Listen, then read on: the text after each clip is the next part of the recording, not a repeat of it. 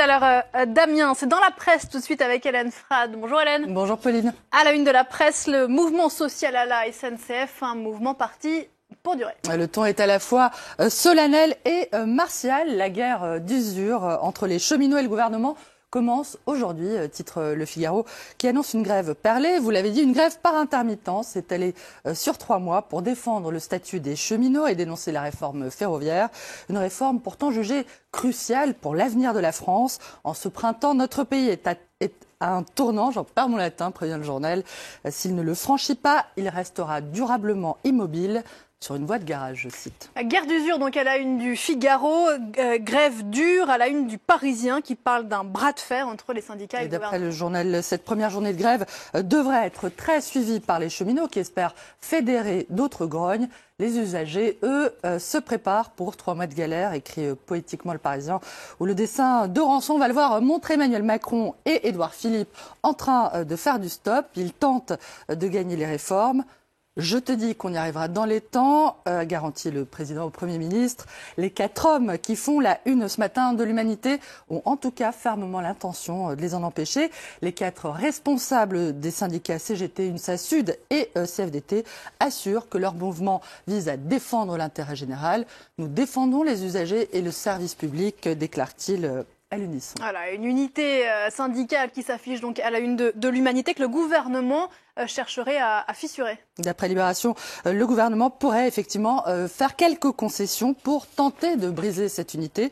Une tentative qui risque toutefois de se heurter à l'agenda de la SNCF où les élections professionnelles vont avoir lieu en novembre prochain. Il sera difficile face aux militants de sortir de ce conflit sans avancer, prévient un syndicaliste dans Libé qui accuse, on le voit, Emmanuel Macron et sa majorité d'avoir pris le train de l'intox, d'avoir noirci le tableau de la SNCF, présenté comme surendetté et sclérosé par le statut des cheminots. Un exemple, en 2017, les contribuables ont dépensé 14 milliards d'euros en subventions publiques pour le ferroviaire. La qualité des services s'est-elle pour autant améliorée ? Non, a soutenu la ministre des Transports, Elisabeth Borne, contredite par une enquête de l'Union européenne sur le niveau de satisfaction des Français à l'égard du train, d'après Libération. La ministre des Transports, Hélène, dont les propos font l'objet de toutes les attentions à Matignon. La volonté de contrôle sur cette ministre technique serait telle qu'elle pourrait même être vexatoire, critique Les Échos, qui rapporte, Pauline, qu'une interview d'Elisabeth Borne, pourtant prudente, a été tellement réécrite par les services du Premier ministre que le journal a carrément refusé de publier cette interview. C'était le mois dernier. Voilà, et donc Les Échos qui révèlent cette information ce matin. Quel commentaire à l'étranger sur cette grève française ? Alors, The Times au Royaume-Uni évoque la première salve d'un mouvement contre les projets de réforme d'Emmanuel Macron, une tentative pour paralyser le pays, je cite. Le quotidien conservateur détaille la stratégie du patron de la CGT, Philippe Martinez, et il note sa déclaration sur l'humeur nationale du moment, comment il a comparé le climat actuel et celui des mois qui ont précédé mai 68.